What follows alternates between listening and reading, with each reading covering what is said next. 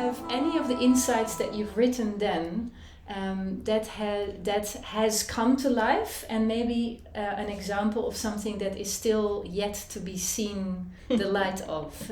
Can you kind of reflect on that? That's a big question. I'll try to answer it really quickly.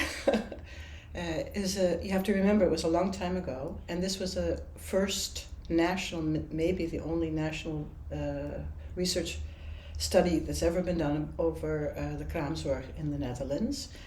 And at that time, it was for policy because the government was also, it was funded by the government. So the government was also looking for answers. How can we make this sort of care better?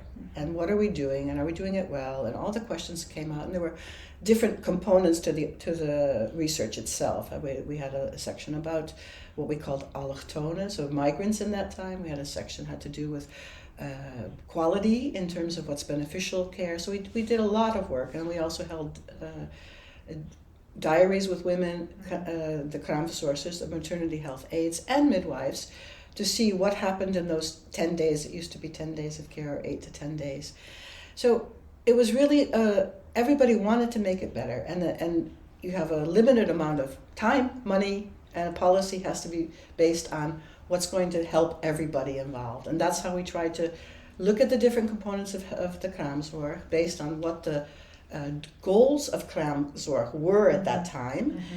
And using those goals that were already well established, we studied as much as we could how the kraamzorg affected the different groups of people in that period. So it was an extensive research. It took about with the 3 components, I think 2 years of research. Quite a lot, yeah. And so how much of that is now still accurate? Do you have any of the points that you see? Yeah. I mean, you've been away from midwifery practice for a few years now, but you're still quite aligned with what is happening. What do you miss, if you see that from a midwife's point of view? What do you miss in the postpartum period? I've been away from practice for quite a while. But the advantage of getting older and having a better helicopter view is what I do see is that there seems to be the same kind of problems that we encountered at that time, which has to do with funding, time, training, resources. It's all the same thing. Mm-hmm. I also see, because within my own personal family and there's different scenarios now, and there's also, people are different, there's different values and norms. Mm-hmm. So you can't say that what we found, or what women or midwives or kraamverzorgsters found was important then, is going to be the same now. But what is the same is that everybody wants to give the best care possible, mm-hmm.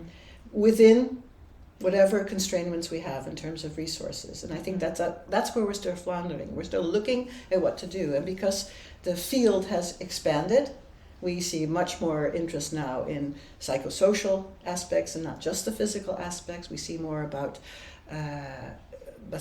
societal problems in terms of people being too busy and not having the support they need in their environments, the village concept that we have in the paper. So we're seeing it's broader, and in that sense you have to come up with new solutions. Mm-hmm. And the field is expanding of people who are involved in it, mm-hmm. not just the women, but the types of women. Yeah. And not just them, but their families, their husbands, their partners, their mothers and fathers, other siblings. We have all kinds of people wanting to provide help in different ways, not just the physical established groups that are professionals, but we have a lot of people bringing in lots of good ideas about not just physical support, but also mental support, social support, all these things happening. Yeah. And we have to combine all our resources together, mm-hmm. as humanity, to actually see how we can tackle the problem today.